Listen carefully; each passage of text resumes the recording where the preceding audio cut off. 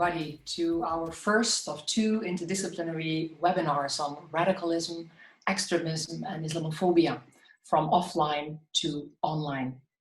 I'm Leuven, a professor of Communication Science at the Institute for Media Studies at KU Leuven, Belgium, and I'll be your host of this webinar today, and very glad to welcome 7 speakers who will talk to us, give us 4 presentations in the next hour and a half. As our time is limited and as our audience is quite big today, we will take questions from the chat box and also from the Padlet that was prepared for the master students following this webinar. So please share your questions with us so that we can deal with a selection of them at the end of this session. After each presentation, I will ask a short question to the presenters, allowing the next speaker to get ready for his presentation. Both webinars present research on extremist ideologies, specifically tackling 2 narratives: Islamist extremism, radicalism, and Islamophobia. These webinars are part of the activities of a project funded by the European Commission entitled Extremely United, aimed at preventing the spread of radicalization among youth in European countries. This initiative focuses on the need to secure the future of younger generations who run the risk of being lured by extremist propaganda. Due to the prominent rhetoric displayed by radical groups in the online world, Extremely United assigns an important role to the actions online by supplying videos, podcasts, and other tools to empower the voices of young people who promote values of mutual respect and empathy. In the last decades, we have witnessed an increase in hate discourses, sentiments, and practices originating from and directed at Muslims, categorized as Islamic extremism and Islamophobia. The recent events and evidences demonstrate that these 2 extreme ideologies expand across local contexts to become a global phenomenon. Radicalization is a dynamic, complex process that is fueled by intergroup tensions as a result of political, social, and economic conflicts. It involves a shift from a moderate point of view to an extreme and uncompromising view that demands drastic societal change to benefit specific groups, although not necessarily accompanied by violence. Over the last years, populist parties and actors have also mobilized an important number of people through campaigns and have radicalized mainstream politics. Along with these populist waves, the jihadi Islamist movements added to that polarization of social and political debates by engaging in violent actions. So these 2 discourses feed one another and create a vicious cycle that increases public hostility, sustaining an ambience of fear, radicalizing supporters in committing violence. Today's webinar presents research from Canada, Poland, and Belgium. It looks at media content as well as at opinions and attitudes of audiences, specifically young people. Let me introduce our first speaker. Abdelwahed Mekki Berada is a professor in anthropology of mental health and anthropology of Islam at Laval University in Quebec City, Quebec, Canada. He will present a transnational project he currently leads on the consequences of Islamophobia, scholarly Islamophobia in the media, studying the discourse and the impact. He has played a key role in the aftermath of the Quebec mosque attack in January 2017 in mobilizing community support and promoting mutual understanding. And according to good Canadian practice, the first and second presentation will be bilingual in French and in English. So Abdelwahed, the virtual floor is all yours. Thank you very much, Lynn, Professor Denens, for inviting me. As you see, the title is Scholarly and Media Islamophobia, a transnational study of discourses and their impact. I am actually invited to talk in less than 10 minutes about the research protocol as such, and not about results, as actually the ethnographic work is currently on hold because of the pandemic. Nevertheless, I am very pleased that my colleagues from Concordia, University of Concordia, will in the next few minutes present some results about media Islamophobia in the province of Quebec, Canada, and I thank them for that. It is a transnational project in that it suggests to study Islamophobia in 8 cities and 4 countries with partners from 16 universities, research centers, and local NGOs, as shown in the slide, and I'm honored to work with all of them. The questions addressed in this transnational research action project revolve around 3 complementary axes.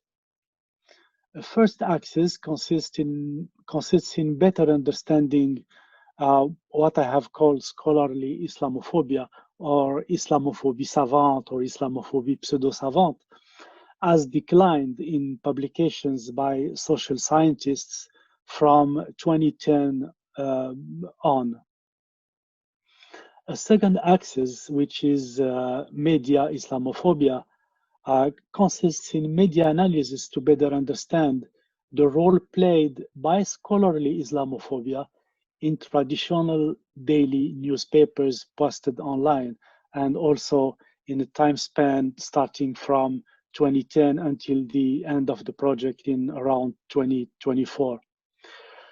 And finally, a third axis, which I have called, for good or worse, experiential Islamophobia, consists of conducting ethnographic work to examine how scholarly and media Islamophobia are received and perceived by Muslim citizens, and how they impact on their daily life. In this third axis, we are most particularly interested in identifying and understanding 3 things. First, the emotional, social, and professional consequences of Islamophobia on the life of people who define themselves as Muslims. Second, we are interested in the strategies that the Muslim respondents implement to deal with adversities secondary to Islamophobia. A third point we like to address is the collective mobilization strategies and solidarities against Islamophobia by both Muslims and non-Muslims, and this dimension of Muslims, non-Muslims solidarity is central to this action project. Now, what in 5 minutes can I say about what we mean by Islamophobia in this project? Social sciences often perceive Islamophobia as a moral panic, which tends to be aroused in the West by the figure of the Muslim as an existential threat. There are social scientists and essayists whose work, writes the anthropologist Jules Bibeau, form, I try to translate, the direct symptom of the existence in academic circles of scholarly Islamophobia, which distills hostile discourses under the guise of science. And we wish to tackle this guise, so to speak. We aim at examining whether or not this scholarly Islamophobia is maintained by some social scientists, and to what extent they are deeply imbued with an outdated Orientalism of the 18th and 19th centuries and relate today in many media. At least this is an hypothesis, the hypothesis we will see to document.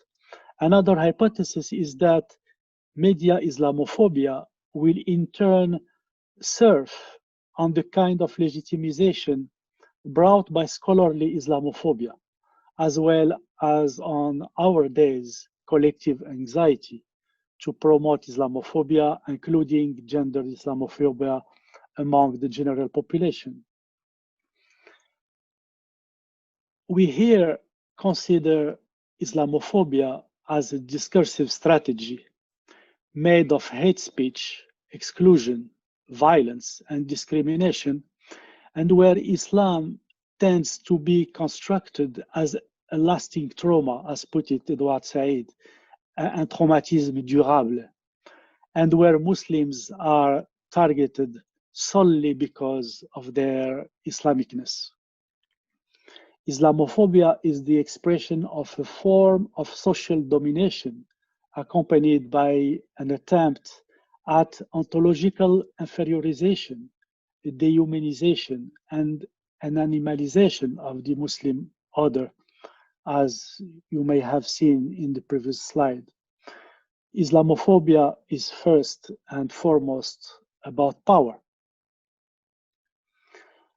Islamophobia is also, in the Foucauldian meaning of the term, a form of governmentality of Muslim otherness, kind of biopolitic of controlling Muslim populations, mostly in the context of immigration, which a form of governmentality which, far from being limited to the expression of far-right violent radicalization, tends today to be normalized, institutionalized, and globalized. It's becoming a kind of ordinary violence, which translates into everyday life, kind of banalisation de l'islamophobie. Finally, Islamophobia is here seen, I think this is quite interesting for us to explore. Islamophobia is here seen as a form of violent radicalization in itself. And to better understand Islamophobia as a violent radicalization or a radicalization leading to violence, it is essential, I think, to attempt a better understanding of Islam in itself. In other words, it would be very hard to understand the complexity of Islamophobia without understanding the complexity of Islam in itself. And this is a challenge we may face in this project. Beyond its religious foundations, Islam is indeed considered in this collective work as being all at once a system of representations as suggested by the interpretive anthropology of Clifford Geertz, a discursive and embodied tradition as suggested by the anthropologist Talal Assad, and a technology of the self, in technologie de soi, as suggested by the philosopher Michel Foucault. It is this epistemological trident, ce trièdre épistémologique, in its entirety, these three dimensions that make this epistemological trident in its entirety, which constitutes the elementary structure of Islam, beyond its religious foundation. And it is indeed such a simplistic view to reduce Islam to the radically violent behavior of a minority of people who identify themselves as Muslim and who are unfortunately quite known in the last few days, weeks, months, and years. Okay, unfortunately, I don't have enough time to develop here this epistemological trident, and please see, if you are interested, for those who are interested, my 2018 and 2019 publications that you can see on this slide. As a concluding statement, I would add in this brief overview I would add that Islam cannot be summed up in this brief epistemological sketch, but it indicates Islam's dizzying complexity, at least for the way anthropologists try to see Islam. The apprehension of this complexity is necessary, even if a difficult and challenging detour, for a better understanding, that is, an understanding reluctant to the simplistic and reductive explanations which tend to characterize Islamophobia today.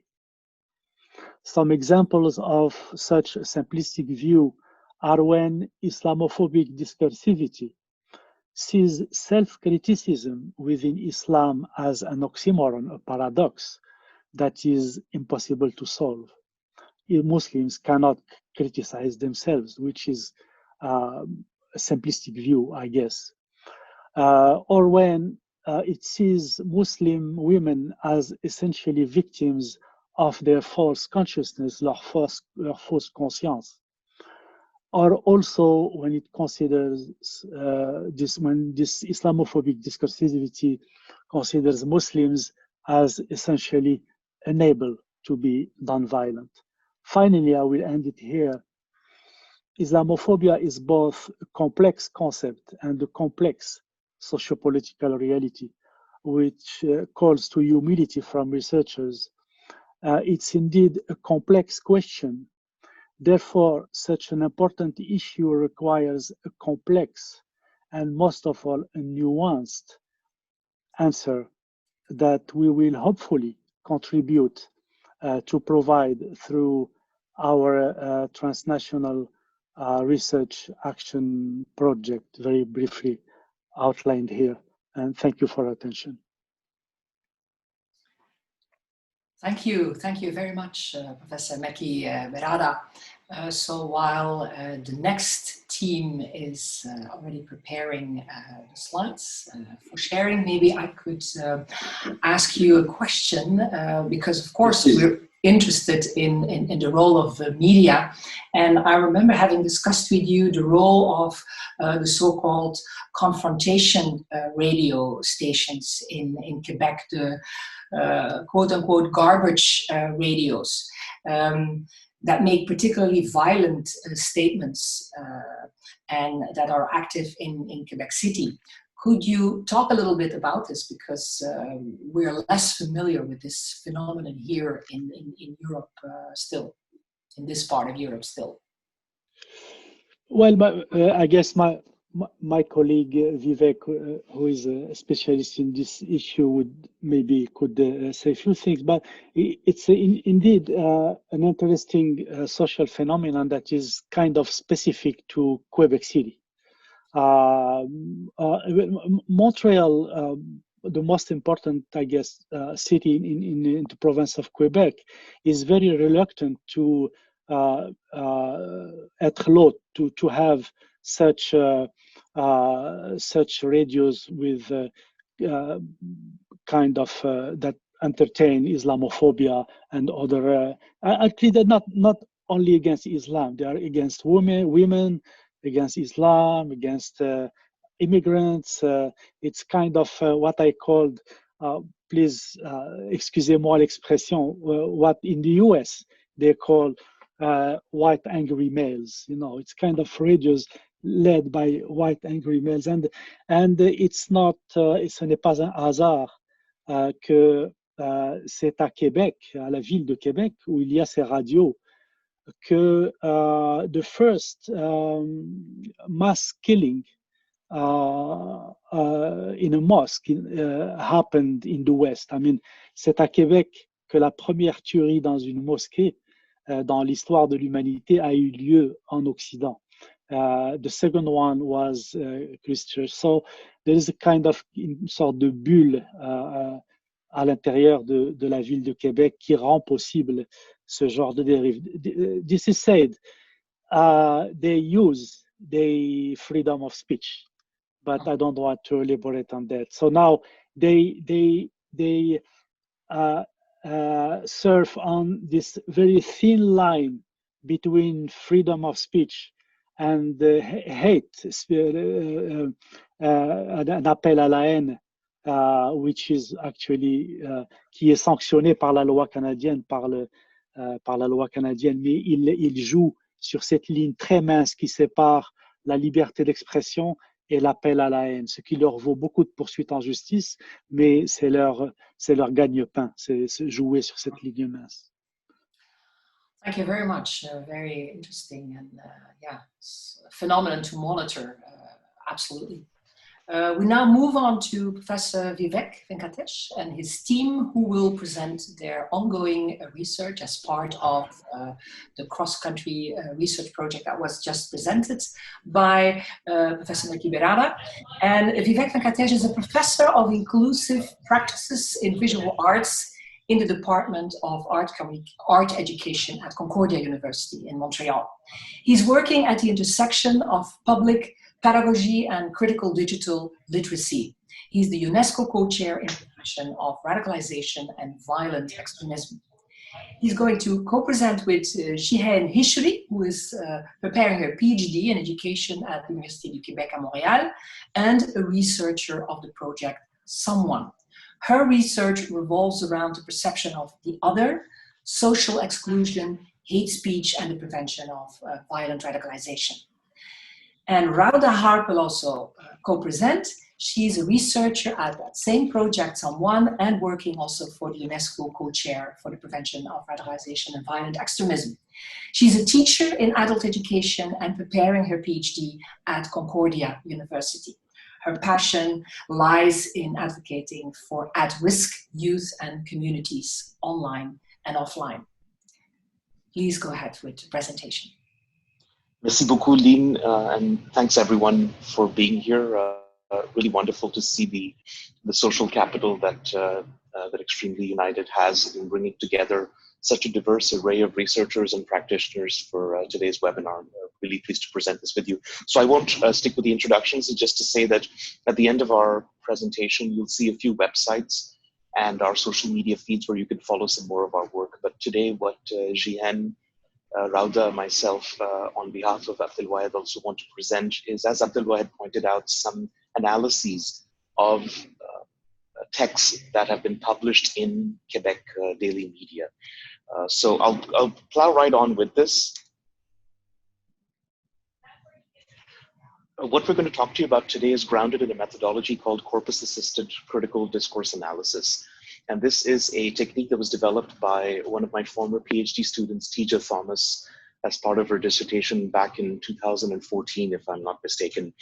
And she was looking specifically at the issue of veils that were being banned, or at least were proposed to be banned in Quebec at that time. So this is preceding the awful terrorist attack in the Quebec mosque that Abdelwahed was speaking about. And it also precedes some of the other terrorist attacks that have been carried out on Canadian soil, which have been sort of bringing together the constructs of Islamophobia, Islamist extremism, but also the rise of populist and right-wing extremism.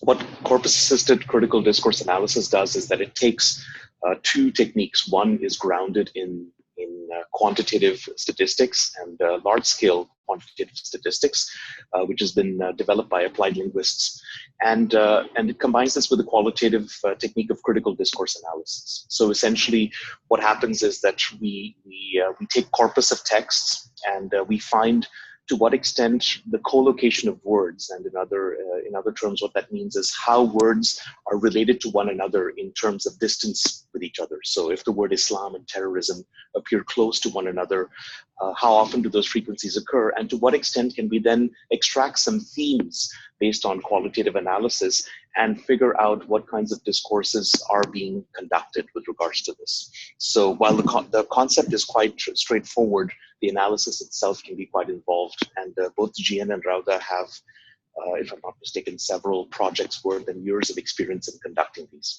We have been working with CACTA, or corpus-assisted critical discourse analysis, in a number of domains. Tija developed it, as you can see on the top left-hand corner, and since then I worked with one of my other PhD students, Lee Meller, where we looked specifically at how discussions around judicial judicial practices as it pertains to child crimes were conducted for the Slender Man killings.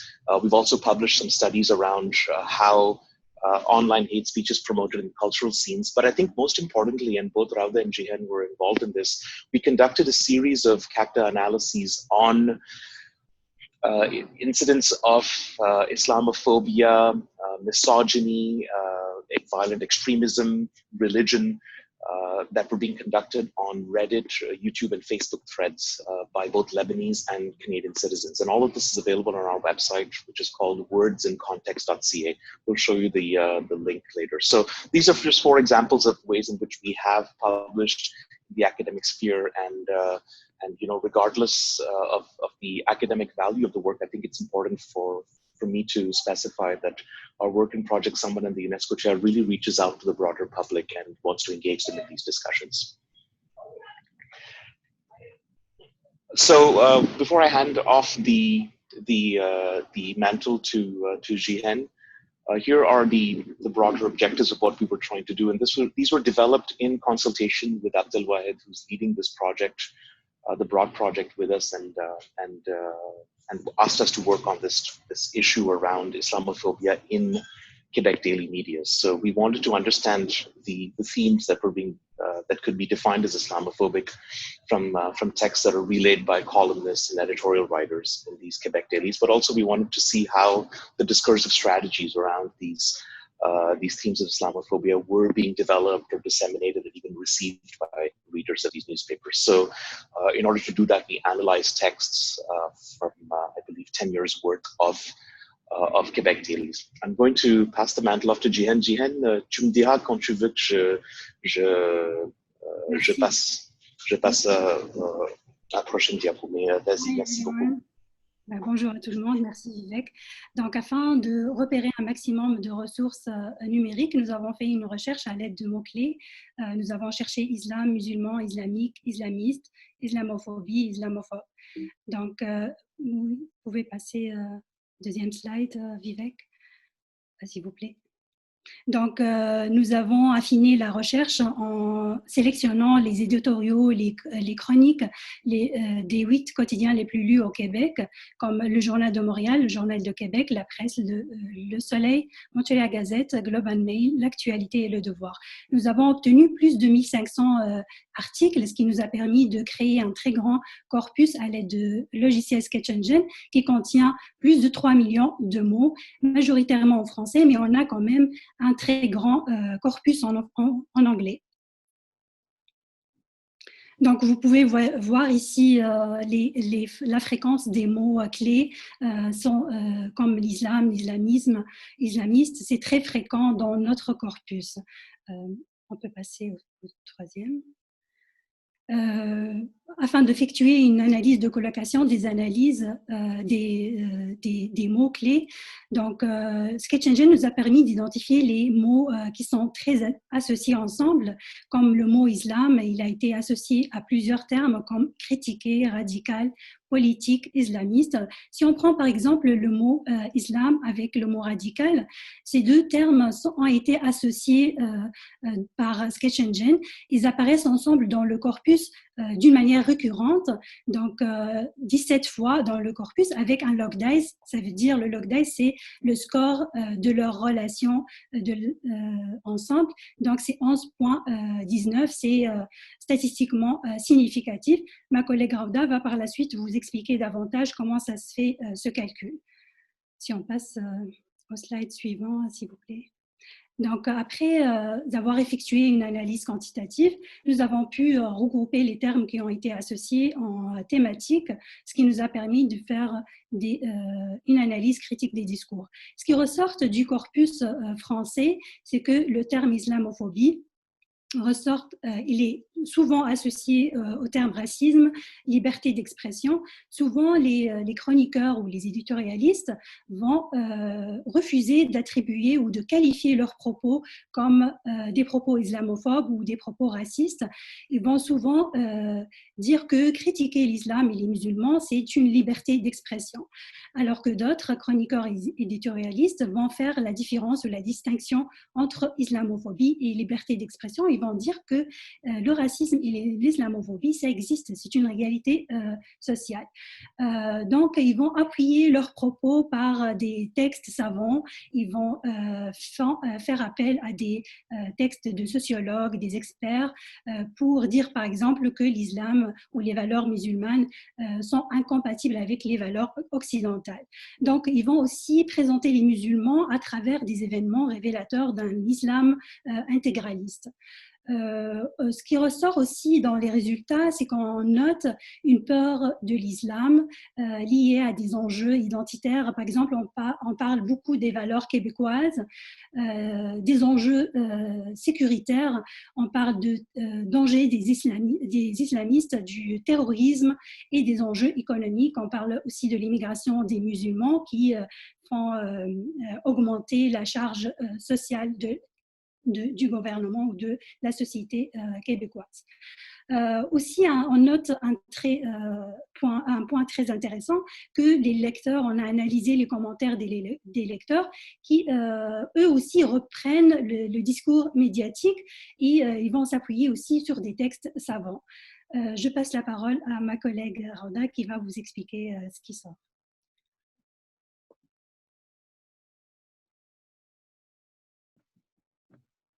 Hello, merci Jihan. So yeah, just to, so Jihan had kindly showed us how some of the words co-located together.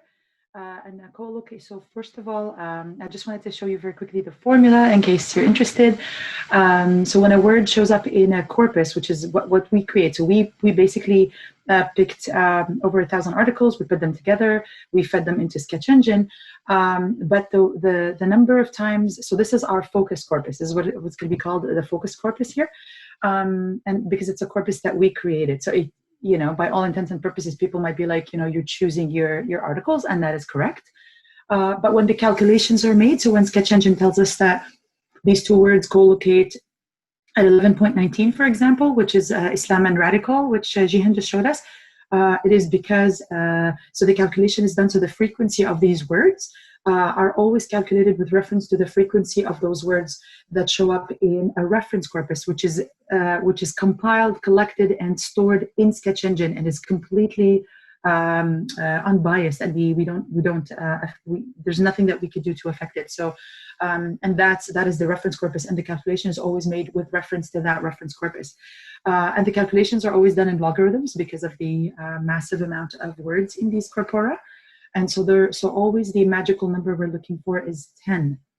So whenever two words co-locate at a score of 10 and more, that means they are significantly showing up together, or in a text. So they are written several times together, and in reference to a different corpus or article. Next one, please. So I also wanted to show you just a quick look on how it shows up. So see how in the red you could see Mo and Islamophobia. It's how they co-locate together. I mean, they're kind of useless for all intents and purposes in this case. But they, excuse me, so these words showed up that many times, and then we can click to see the context that they come in, so that we can, as Vivek had said, extract themes that we then analyze qualitatively. So first we look at the quantitative values, we say that they come together, we try to see how many times and what they look like, we copy the text, and then we examine it qualitatively. And this is really done specifically to remove any of our personal biases or knowledges or anything in like all of our research. We really try to examine each text in this manner. Yeah. Next one, please. So for the English, so I did mostly so what we had done was we, as some of you might know, there's a constant, long, historic, anxious relationship between the province of Quebec and the rest of Canada. Mainly it's a language issue, it's a cultural issue. I'm not going to get into that, but yeah, so there is that presence constantly. So we had decided when Jihan and I, and we consulted with Vivek and Abdelwahid, we had decided to separate the texts that came from Montreal and Quebec City, because they are two different metropoles, and we just wanted to see how the people, because the culture really does feed into a lot of these texts, but also separate the English from the French. So I looked at English Montreal and then also French in Quebec. So they were completely separate. Very interestingly, the results in Quebec City, the Francophone articles, were very similar to the Francophone articles we found in Montreal. The readers' reactions, the writers' reactions, the same summary that Jihan gave, that was accurate. For the English, there was a little bit of a segue. So summarized in 5 points. When the word veil was alone in the text, it's often collocated with positive words. They were defending women who wear the veil. They were defending the right to choose, that these are women who chose to wear this. They're educated, they're not, they're this, they're that, it doesn't matter. But as soon as the word veil collocated with face, so the burqa, the wear of the burqa, there was a huge uproar against it. There was an ask to ban it, that it was not particularly a religious choice, it was more of a cultural choice. These women were probably mistreated and forced to wear it, even though there were texts to the opposite, but that was the thing. Islam and terror were co-located very often. So even when there were other terrorist attacks against Muslims in Canada, in Quebec, in New Zealand, so there was mention of Christchurch, there was mention in Quebec, none of those were referred to as terrorist attacks. But anything that was committed by a person who identified as a Muslim were identified as terrorist attacks. But then there was the discussion, so at least there was a discussion whether that is fair or not. Islamophobia was interesting. It was the same result as the French. So people were like, no, we're not, Islamophobia doesn't exist. We just really need to be able to attack Islam or Prophet Muhammad like we do Christ and Christianity. We just need that liberty. That came. Far right and terror, very interestingly, did not co-locate. So far right was defended as a movement that is happening, not necessarily a terrorist movement and not necessarily committing any terror.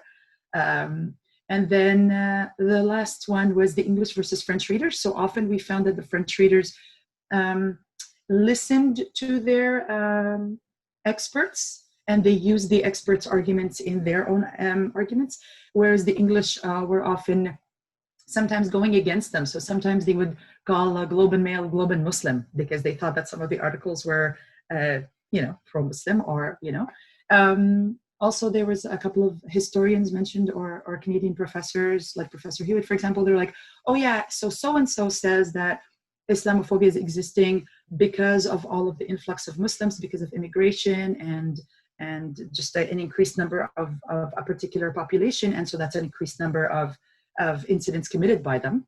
But also we're denying them. We're not really integrating them. We're not really welcoming them. We're bringing them here and we're not.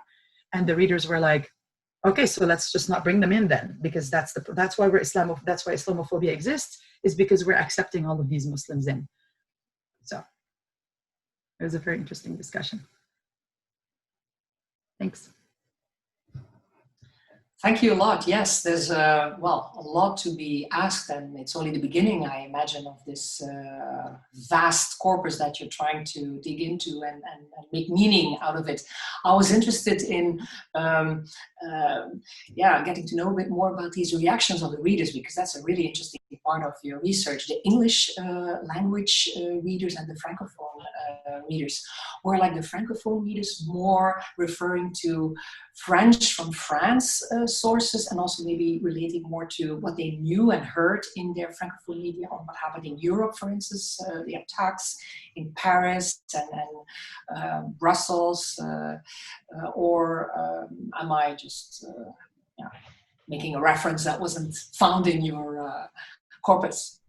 Well, I can let Jihan speak to that in more detail if she wants to, but I think that there is a certain sense of Eurocentrism that that grounds a part of these discussions, when in fact the problems that are being faced in North America are tied to North American conditions. I think if anything, people are asking about what kinds of cultures are being imported into North America, how those cultures in fact impact the way in which we view the difference between inter and multiculturalism.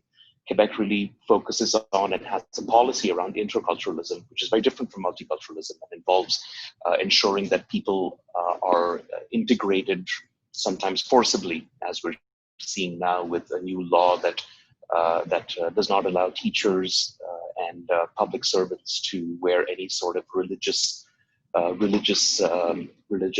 garb while they're performing their work. So, no, I don't. I think that we need to move away from the Eurocentrism of this problem. Obviously, when terrorism attacks happen in Europe, there is coverage here, and people speak about those issues, but it's mostly for political gain and less around public perceptions. The issues that plague North America are distinctly North American, and yes, they're imported from places that people come to. Yes. Okay. Thanks a lot.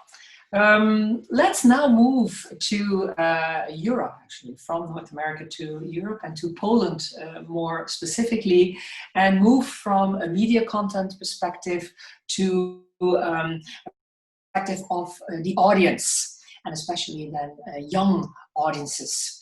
And Katarzyna Gorak-Sosnowska and Joanna Sozanska will talk about their joint research on the building blocks of Polish Islamophobia and the case of Polish youth. Katarzyna Gorak-Sosnowska earned her PhD in economics at the Warsaw School of Economics and her habilitation in the study of religions at Jagiellonian University in Krakow. She's an associate professor at the Middle East and Central Asia Unit and vice dean of the master's program at the Warsaw School of Economics. Her research focuses on contemporary Middle East and Muslim minorities in Europe. Joanna Sozanska is a PhD candidate at Warsaw School of Economics and leader of the Young Scientists Corporation at the Institute for Security and International Development. She graduated from Jagiellonian University from the Faculty of Middle Eastern Studies and International Relations, and she received Erasmus Mundus scholarships in Morocco and Turkey. She's a laureate of the Top Minds program of the Polish-US Fulbright Commission. The floor is yours.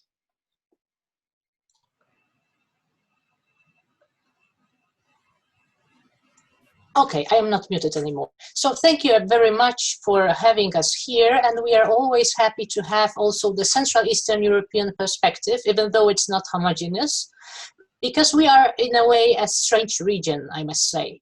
We have hardly any Muslim population. In case of Poland, it's 0.1% of the total population, yet the narratives are very strongly built around Islamophobia, around intolerance against Muslims, especially in politics, and especially in what you can see at the moment, starting in 2015, the rise of the conservative nationalist party, which is now leading our country. So this is what makes us, I would say, unique in a way, because we are afraid of someone who is not even there, and it pays off in politics. And what makes us unique even more is that our young people, especially, unlike the older population, are more Islamophobic. So while usually the younger you are, the more tolerant, open-minded, and so on, in the case of Poland, it's different. So what we were trying to see is why young Poles are often more Islamophobic than the rest of the society. What makes them more Islamophobic? Because this is, you know, this is strange, we would say. So we were trying to figure out what triggers Islamophobic discourse. It's definitely not like, you know, it bases on available opinion polls, it bases on some of our own research, and these are just the building blocks. So what could make the link? And we have the three links identified here. One is related to education, the other is related to the idea how Polishness is being constructed, and the third one is the social media, since the workshop is about internet and social media, so that also plays the role. Yeah, so now I would like to talk briefly about the current picture of the Polish young people. The current picture is not even more complicated and complex. Polish young people, by which we mean generation Y and Z, is still apolitical, but at the same time more committed to the right wing. The proportion of those who declare absolutely no interest in politics is a constant. And at the same time, many young Poles turn to the right wing, which often goes beyond the traditional right of the political stem.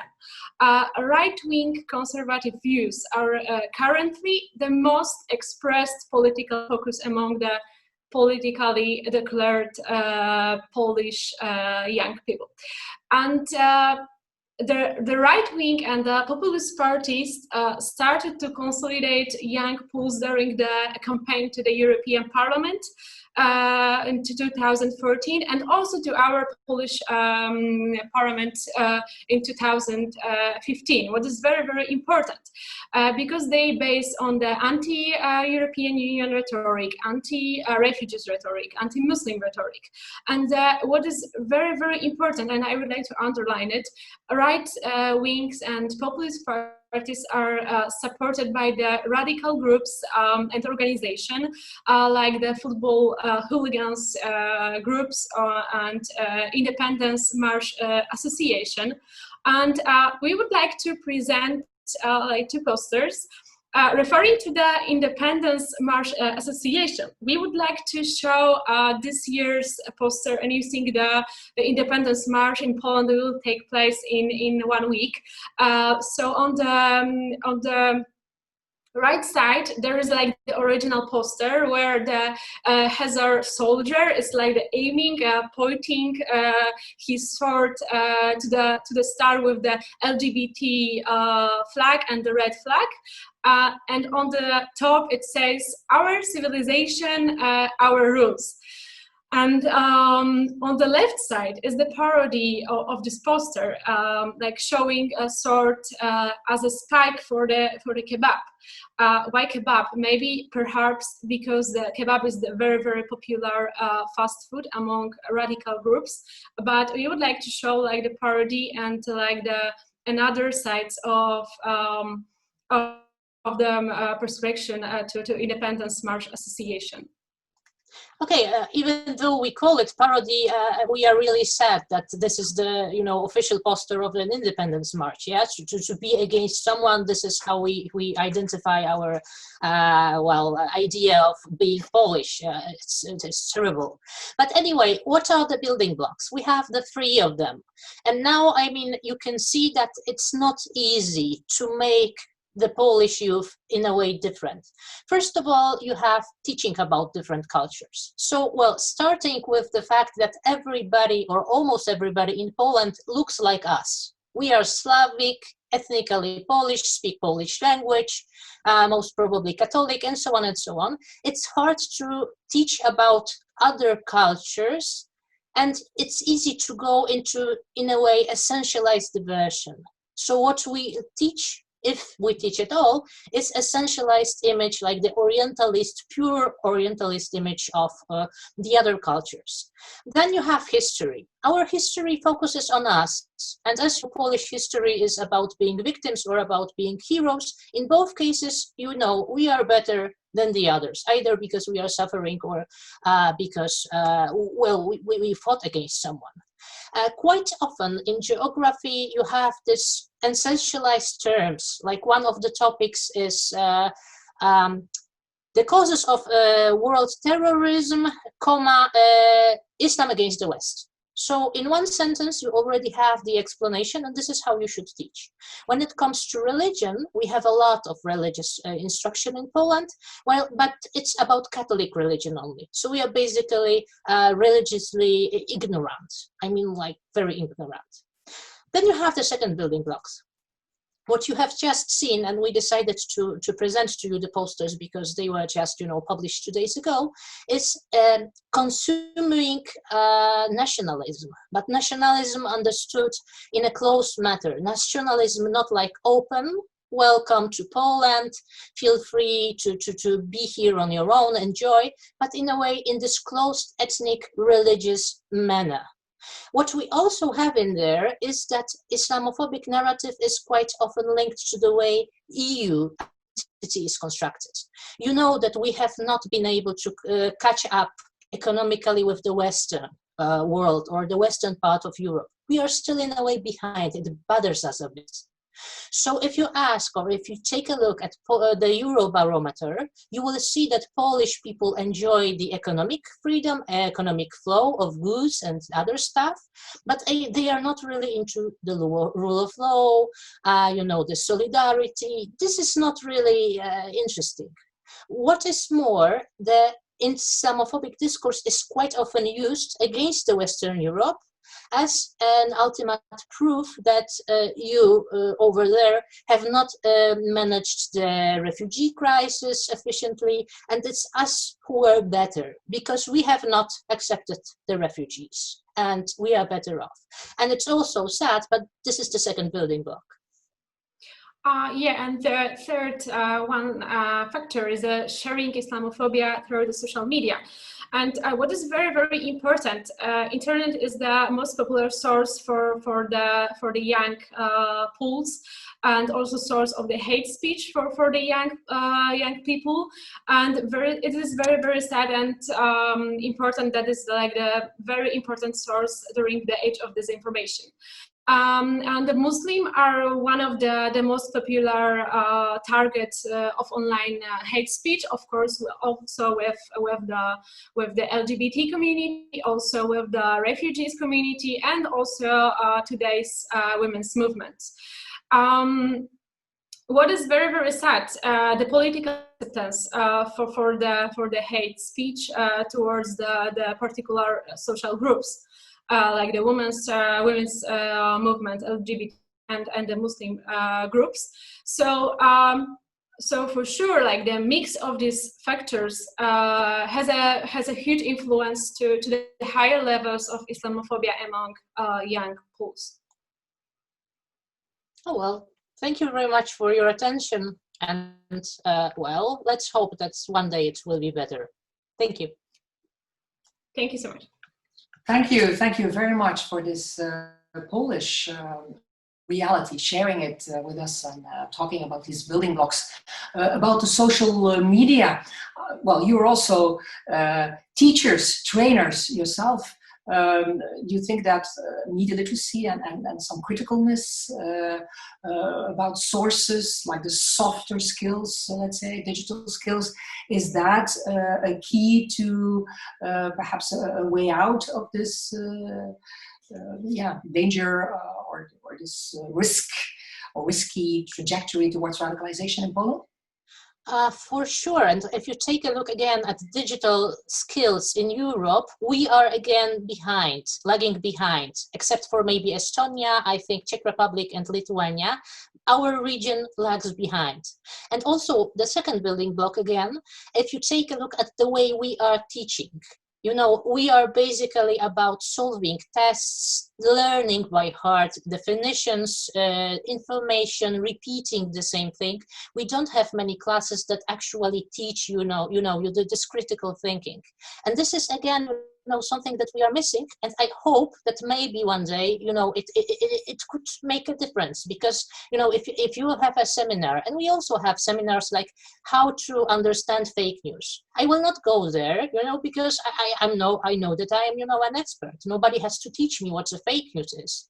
But then on the other hand, this is what you actually replicate online. And this is, again, sad thing, how we are complaining too much, I guess. Thank you. Well, thank you. We'll have maybe some questions in the Q&A session. So please, the audience, feel free to add the Padlet and also add some questions to our Q&A chat box. The fourth and the last presenter of today's webinar is Thomas Frissen. His research on the internet, The Great Radicalizer, takes us back to Belgium. Thomas holds a PhD in social sciences from KU Leuven and is an assistant professor in digital technology and society at the Faculty of Arts and Social Sciences at Maastricht University in the Netherlands. His research focuses on the radicalization of and by the online information ecosystem. Previously, he studied relationships between digital media and Salafi jihadism, right-wing extremism, and communities of non-suicidal self-injurious behavior. Currently, he's working on a project that aims to understand and predict how different forms of disinformation spread online. Tom, the floor is yours. So thank you very much, Lane, for this wonderful introduction. Thank you also for having me.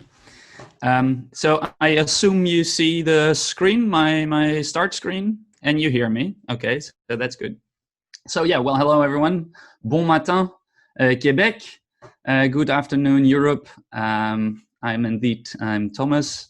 I'm currently working as an assistant professor in digital technology and society in Maastricht, in the Netherlands.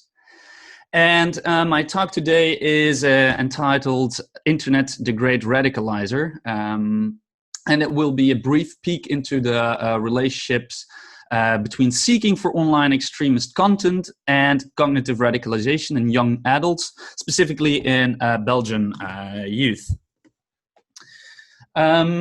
So let me see how I get this working. There we go. So it's a summary of a recent article that is published in Computers and Human Behavior, and which was one of the components of my PhD research that I did under supervision of Professor Leen Danens at the Institute for Media Studies in KU Leuven. So thank you very much for having me again here. I'm glad to be back. Although it's only virtual now in these times of COVID. So yeah, the summary of this article. And the article, what it does, it starts off with a story of the brothers Tsarnaev. And as you maybe know, they are being held responsible for the Boston Marathon bombing. And their story is relevant because it's often considered that those two brothers have been radicalized exclusively online. And more specifically by a magazine that was distributed and produced by Al-Qaeda in the Arabian Peninsula, which is called Inspire. And in fact, the bombs that those two brothers used in the marathon bombing, they were built on the basis of an instructions in an article in this Inspire magazine. So here is a screenshot of this article, and it details in how, if you use a pressure, it details how to build a bomb out of a pressure cooker. And so this is an illustrative example because it became, it became really an example for what was called open source jihad, or the idea of bedroom radicals. Something that is the underlying idea here is that having internet connection is sufficient for radicalizing someone. And now, anecdotal evidence such as this with the marathon bombing, it's easy to find. And as a result, and because the majority of the current state of knowledge, the current state of the literature, is based on case studies and on the basis of anecdotal evidence or a retrospective case study with terrorists, there is a strong divide in the literature. And that is, there are basically two sides. So one side argues that the question is not whether the internet has an influence on radicalization. We know it has an influence, and it is a big and diverse one. On the other side, there is the other side of the debate argued that there is in fact no yet proven connection between the consumption of online extremist contents and the development of extremist ideology or the engagement in violent extremism or terrorism. And the main reason for this divide is that there is and it's a critique that has been that terrorism studies and radicalization studies has recently received, regularly received, I should say, is that there is a lack of empirical data, large-scale empirical data. And so that is the main aim of my study was to address this lack of data and to conduct a large-scale study with two aims. So the first aim is to explore how multiple types of jihadist materials are independently associated with cognitive radicalization. And the second aim was to test a hypothesized multi-step and multifactorial process of cognitive radicalization, and thereby paying specifically attention to three factors. So they are cyberspace factors, which is information seeking, cognitive psychological factors, which is moral, and social behavioral factors, which is prior involvement in youth delinquency or in petty crime. And in order to do this, we used a cross-sectional online survey study among about 1,900 Belgian young adults, so school-going youth. We had a relatively well distribution of men and women, an equal distribution between men and women, and the average age of our respondents was 17 years of age. So let's look more into detail what we studied. There are 6 different types of Salafi jihadist materials that we investigated here. And to be more precise, we studied active exposure. So we asked the youngsters, to what extent do you know these things, these materials? And the second question was, to what extent are you actively searching for those materials? The study that I'm presenting here today is about the second question, is to what extent are you actively consulting those contents? And so the six different types that we looked at was Dabik, which is the propaganda magazine of Islamic State. Has been a long time considered the flagship propaganda outlet, as it contains really the ideological backbone of the Islamic State. The second material was Inspire magazine. We just saw that also with the Tsarnaev brothers. So it's the Al-Qaeda magazine. Then we asked whether they consulted promotional videos of Islamic State or, for example, Sharia for Belgium. Beheading videos was the fourth type of materials that we were looking at. And the last two materials were Salafi jihadist fora, whether they were online or whether they were on Facebook. So let's quickly run through a brief summary of the main results. So the first thing that I should say is that the results were kind of surprising to us. And I will only highlight a few of the results. And if you want to know more, of course, you can look up the article. It's available online and it's open source, so or open access, so you don't need a subscription. So first thing that was interesting in our findings was that, and you should see the beheading videos here. They were sought for by about 40% of the youngsters. So the question was, again, to what extent are you actively searching out those contents? And 40% of the youngsters said that they were seeking out for beheading videos. The least sought materials were the magazine series. So Dabik, the Islamic State magazine, and Inspire, the Al-Qaeda magazine. Now, if we look at their independent association with the cognitive radicalization measure, which we have, this is a measure, it's called SIFOR, the Sympathies for Radicalization Scale. And this is a study that we also recently validated with a team from Quebec, from McGill University. And this study will be published soon. It's accepted, and it will be published in Transcultural Psychiatry. And so if we look to what extent searching those materials, to what extent that is actually related to cognitive radicalization, then we see three interesting findings. Let's first look at the second row at the right side. This is the beheading videos.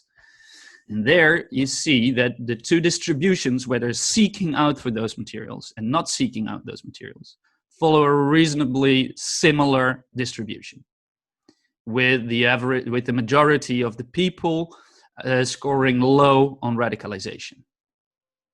If we look at the first row, so these are pane A and pane B, there we see that the blue curves are strongly different, or are significantly different from the red curves or orange curves. I'm colorblind, so I'm not sure what colors these are. But the thing is that the blue tinted curve is different, and you see there is a peak of people scoring higher on radicalization, and this average is higher for those who seek these materials and those who seek not. A second part of the study that we did is a structural equation model. So this is where we test the multi-step theory of puzzle theory of radicalization. And as you can see here, this is the model that we tested. So this is theoretically driven. And we found 4 paths that are significant in this internet and radicalization nexus. So the first path that we found that was statistically significant was the cognitive path. So seeking jihadist information materials or jihadist materials is associated, relatively substantial, with the copying of arguments in those materials, and with therefore a higher score on moral disengagement. In a second step, this is then associated with a stronger score or a higher score on cognitive radicalization. A second statistically significant path that we found was through juvenile delinquency. So this corroborates previous studies which are focusing on the crime-terror nexus, arguing that the more crucial risk factor to radicalize or to participate in terrorism is a criminal background. And so this path is also confirmed in our data, that the more people seek, the more they are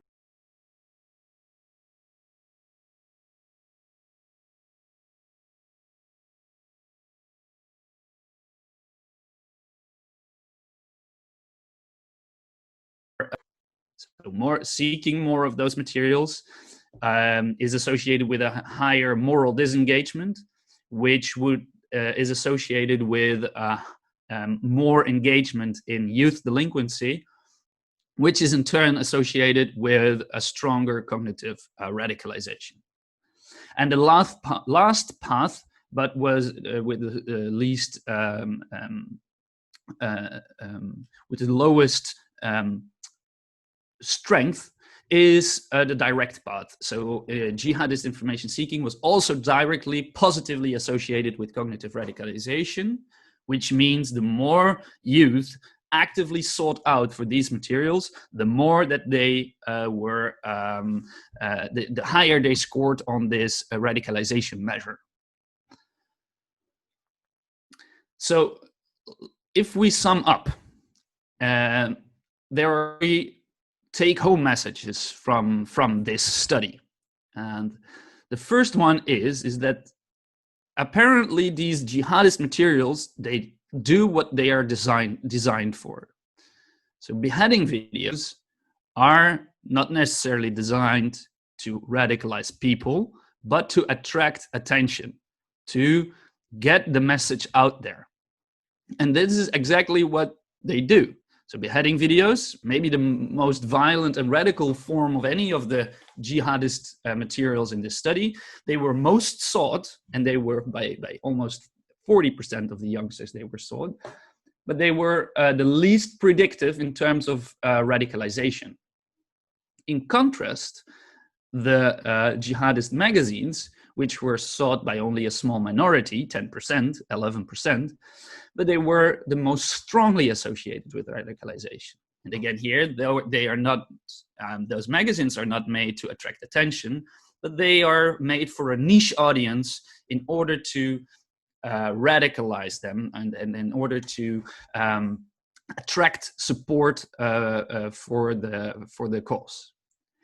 And the second take-home message here is that cognitive radicalization is indeed a phasic trajectory in which information seeking of radical materials, of extremist materials, is also associated with a gradually more risk behaviors such as criminality and ultimately in the willingness to participate in political violence. So these were these four paths that we just saw. And the last take-home message, and that's a message, and that's an argument that we can elaborate further on in the discussion, is whether it says is that the internet, not the internet as such, or the availability of materials online that radicalizes young adults, but it's mainly people's behavior, first step of looking out for those materials. But most certainly it is moral disengagement and prior involvement in youth delinquency that molds youngsters into radicals. So, of course, there's still questions that are unanswered here, and one of them is, what are the risk factors of people seeking out for those materials? How can we understand when people are seeking out for those materials and when they do not? And also, there is, of course, here a focus on Salafi jihadist materials online, and this is only, you could see this is, say that this is maybe just a case study, and with the abundance of extremist right materials that circulate today, including live stream videos of attacks, it could be very interesting to replicate this study with different types of extremist content to see if this similar process can be found, or whether this is a robust finding that goes across all different types of radicalization. So thank you very much for your attention, and if you want to continue the discussion, please contact me or connect with me on Twitter. This is my Twitter handle. So thank you. Thank you very much, Tom. So your presentation raised a few questions, so I'm trying to get to them. First, I have a technical question from one of the members of the audience, and it's about your structural equation model. The person asks, did you account for potential intercorrelations between your explanatory variables, as all paths were significant? Could that be due to high intercorrelation? Yeah, excellent question. Very nano question on this statistics. And yeah, so what we did before was running just multivariate analysis, so multiple regression analysis to exclude the possibility of multicollinearity. And yeah, there is of course always that possibility, but they are, if we put them all together in one model, they are all they remain all significantly associated with one another. And also, I forgot to mention this, but this model is controlled for three socio-demographic variables, which are the respondent's sex, the age, and whether they were Muslim, yes or no. Okay, thanks. In hindsight, now, would you still think that digital media radicalization are still in a symbiotic relationship? Remember the discussion we had about this notion of symbiosis in hindsight? What would you say? Yeah, well, I think this is still, this hasn't changed, I think. And this is also why I guess I'm a little bit the odd one out today, right? So the most of the studies here today were on Islamophobia, and this one is on Salafi jihadist radicalization. But I think what the other presenters also show this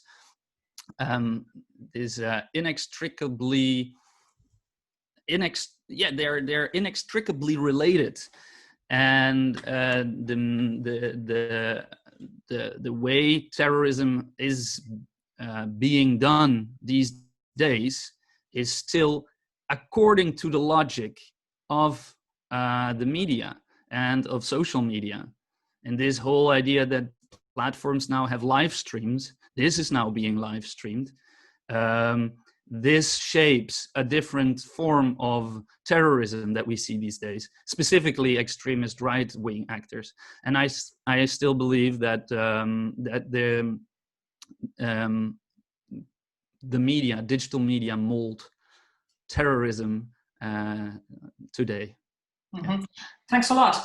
Abdelwahed has a question. I'll give the floor to you in a minute, Abdelwahed. There's also a question coming from Mehmet Kilic, and he is drawing on the education aspect. So to our Polish team and also our Canadian team, it would be interesting to perhaps talk a bit on the promotion of multicultural education and global education to raise the understanding and the dialogue among the students from diverse backgrounds.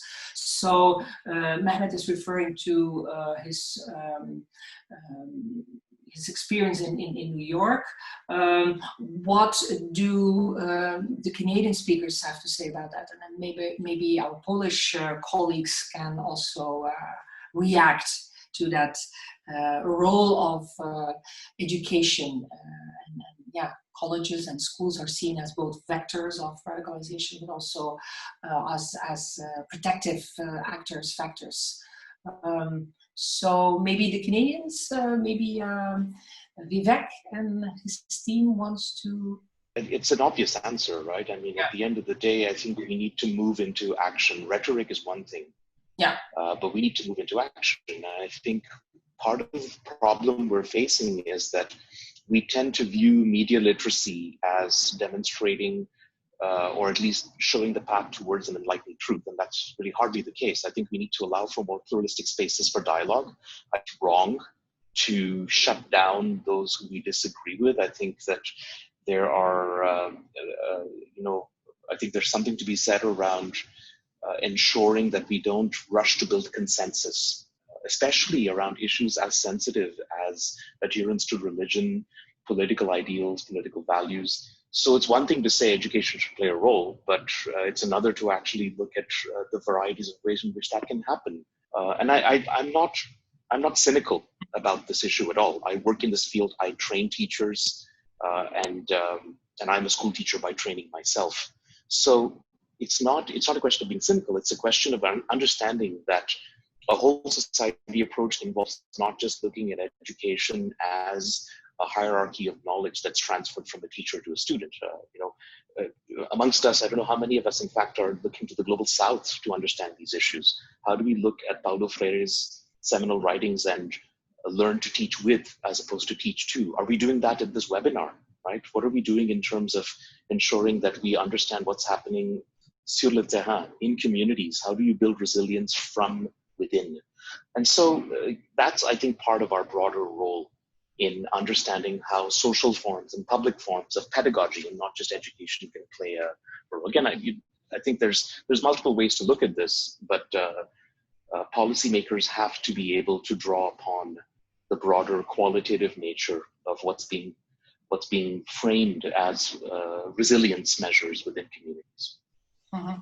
Yeah, thank you. I think tomorrow's seminar will more be on action and how youth work is taking also advantage of what has been done in academic research, use that evidence in the practice of youth work. So next seminar will probably be more on action rather than on discourse. Abdelwahed, please, if you want to have your question live, please go ahead. No, so I had also maybe he's coming back later, but my question to him and the other people this afternoon was, yeah, what he said in the beginning. It is impossible to understand Islamophobia if you don't understand the complexity of Islam. So does that mean that by definition we need to have teams, interdisciplinary teams to grasp that complexity? It was a question to Abdelwahed because he came up with this interesting thought, but it's actually a question to any of the speakers. Abdelwahed, please. Can you hear me now? Yes, we can. Oh, I'm sorry, I was disconnected when you were asking your question, so I didn't hear it. No problem. Just no briefly. problem.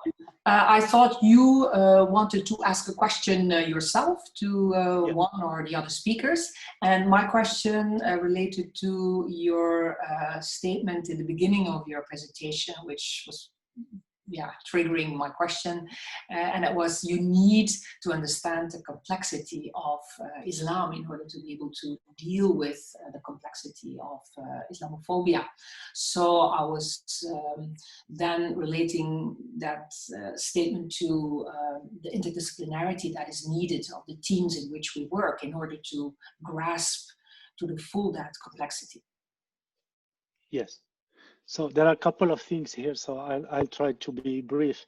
First of all, just to jump on what you were talking with Vivek, is that I think despite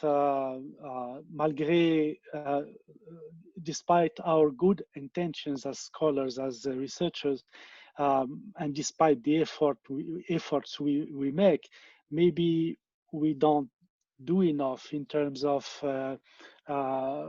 going out into the street and share our knowledge with people out of the academia milieu. So we do some, but I guess we need to do more, and in some new, more original ways to do it. Maybe there is something to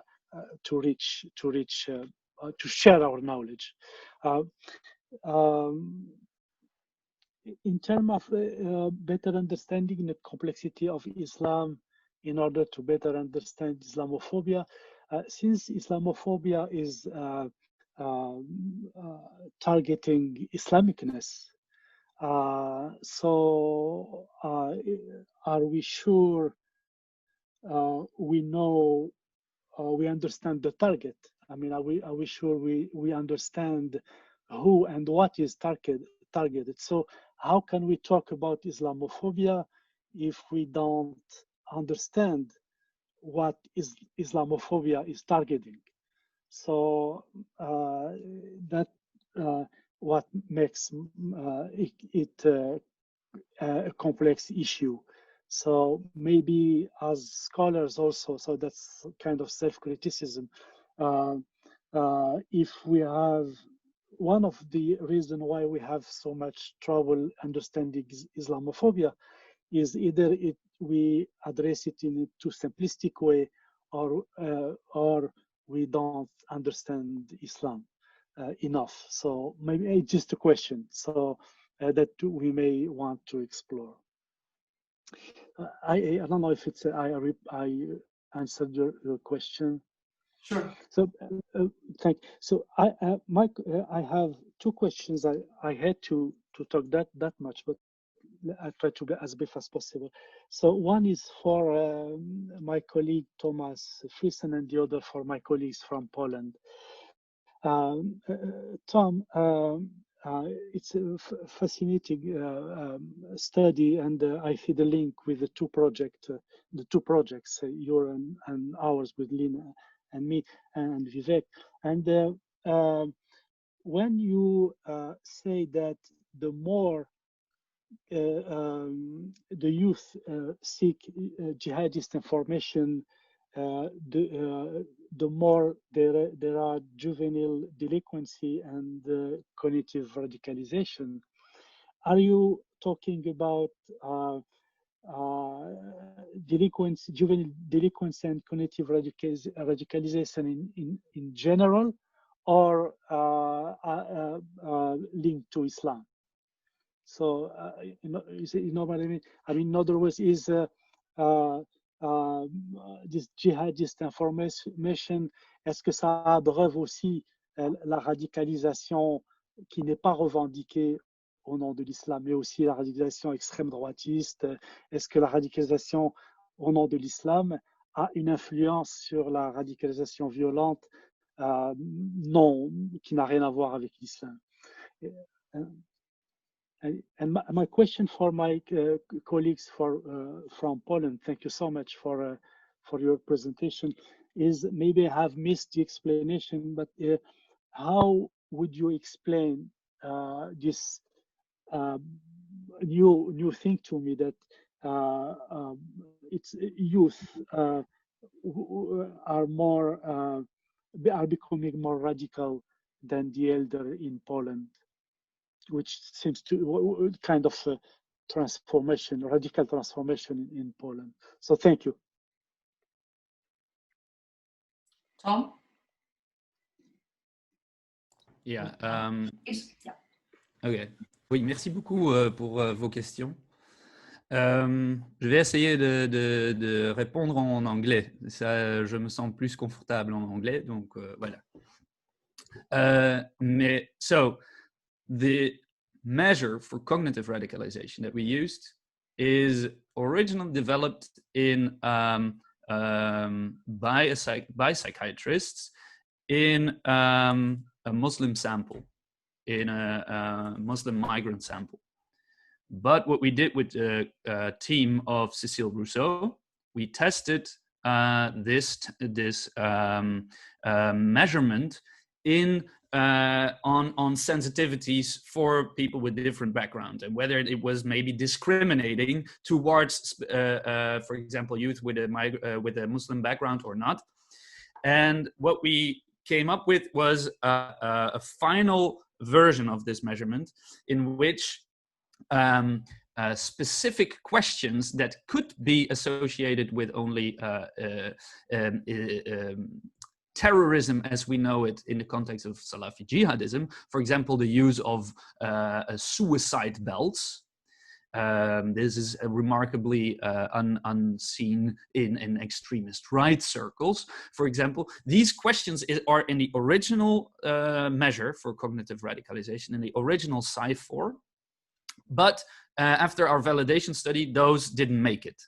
And that had nothing to do with whether they were discriminating or were difficult, but they were just not relevant, and therefore they were not contributing to a measurement of cognitive radicalization. So we ended up with 4 questions, and those 4 questions are relatively generic, I would say. So it would be: are you willing to use violence to protect your group or community in society? Would you be willing to use weapons in order to defend your community or your ideas? And so the final version is relatively generic in order to measure willingness to use violence in the context of political protest. And so, interestingly, we asked respondents whether they were Muslims themselves, and so this was a control variable. And interestingly, the Muslim youth scored low on the radicalization scale. They scored lower than the non-Muslims on the criminality scale. And so there is here, and in the final model, the religion was not a significant predictor. So also in the discussion of the paper, we argue to what extent is religion indeed relevant in this multiphasic project, or to what extent are there other risk factors more important? One of those being moral disengagement, for example.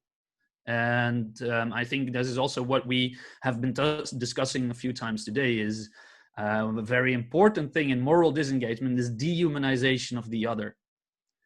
And so I think here this is also the key in countering radicalization, countering extremism, and that ties probably into the debate on how to, what's the role of education, and that is empathy. I think empathy is something that we can learn and that can be taught. And it's the antidote to dehumanization, to specific moral disengagement that I think is important to teach. Not necessarily taking down specific discourses on the internet. So yeah, that is my answer. Okay, thank you. Katarzyna, maybe. Okay, well, I will try, I will try because, we have only recently started to see a problem. And I mean also the other side of the world, the Western Europe, started to see that we, in a way, are Islamophobic, even though there are not many Muslims. So it's like, a couple of years, it's still in the very beginning. But I would say that one of the factors is that our youth is apolitical, but at the same time, if it is political, then it's extremely political, including extremely right political. Then the second point is that it's Islam, it's the refugee crisis, it's the 9/11 that is interesting. We borrow that discourse from the Western Europe, from the US, about the Middle East, about the challenges related to the presence of Muslims. And it seems, or it seemed, that in this way we wanted to be included into this European discourse. It is strange, but we wanted to have our part in there. We have no our own Muslims. Our Muslims are, by the way, completely well assimilated, integrated. There is nothing, but we wanted to be included. At the same time, you have to bear in mind that many Poles are actually competing on the labor market in the UK, in Germany, with also people of Muslim background. So this is, it is interconnected. And then we are allowed, since 2015, the political shift that we are now experiencing, and you know that Poland and Hungary, we are in a way called together as the worst possible countries in the European Union, unfortunately, we are allowed, and it went public. So if our politicians use the discourse and it's completely fine to it, then people feel in a way attracted. And we have hardly any Muslim community that could oppose it in a way, or lobby against this kind of discourse. So if you put everything together, plus the fact that, as you know, we are having now strong demonstrations for judiciary independence, for women's rights, and so on, you have a chaotic country. And I would say that this Islamophobic narrative and young people radicalized is just one part of a bigger problem. We are still, trying to figure our way. Thank you, Katarzyna. I think we have to close this webinar because time is up, but although we have still some questions queuing up, but we'll make sure that these get answered after the webinar. I think it became clear that local dynamics and national histories and different social policies all influence differently this radicalization process. So it's very interesting to see that trajectory in different countries. Tomorrow, I would like to invite all of you to again meet at 3 o'clock. The word was said, we need action rather than discourse, so get some action, get some experience some interesting look at the youth work in Belgium. And for now, I would like to thank all the speakers for their inspiring presentations. Please keep following the work of this European project, this extremely united project on the website. The webinar will be edited and will be found there too in the coming days. And I hope you can find the time to take a look. Maybe if tomorrow you can't make it, take a look at it in the coming days, because we will be moving to evidence-inspired practice in youth work. So thanks a lot. Thank you for your interest and